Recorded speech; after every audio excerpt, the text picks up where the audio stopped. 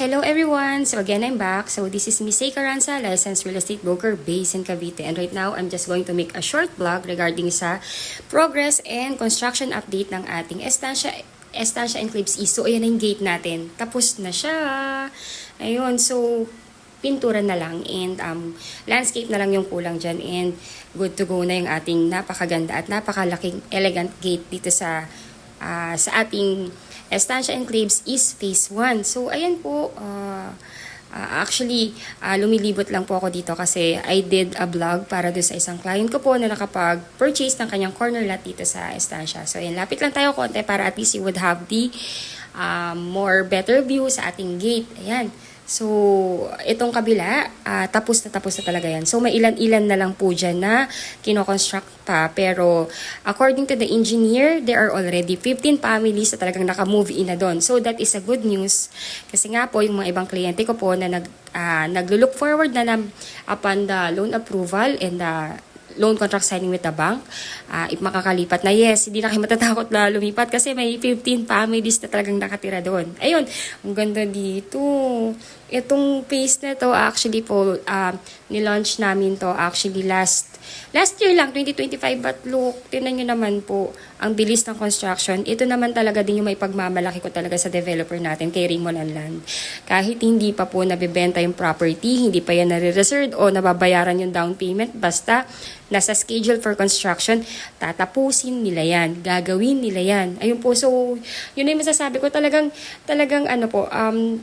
yung capacity nila to build this kind of project is talaga namang kayang-kaya, and we really respect this developer po kasi talaga namang pag sinabi nila, gagawin nila. Ayun po, so this is Twin Homes na pinapakita ko sa inyo.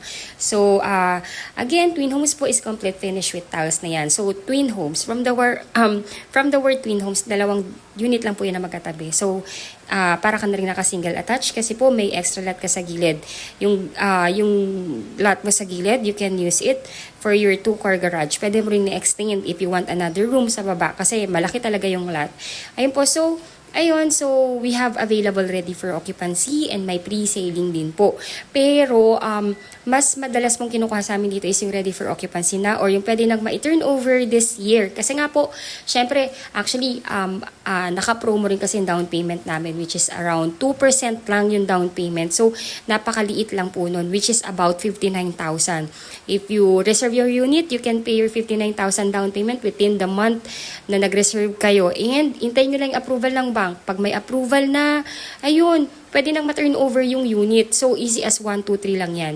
Kaya actually po, karamihan po ng mga kliyente namin dito is kahit hindi nga naghahanap ng RFO, pero kasi nga, dahil nga ang baba ng down payment, hindi ganun kabigat, kinakash na rin down payment. Ayun, some of the client, nag-move in na, some of them, kasi nga po, pasukan pa. So, most probably, baka lilipat yan after the end of the school year. Ayun.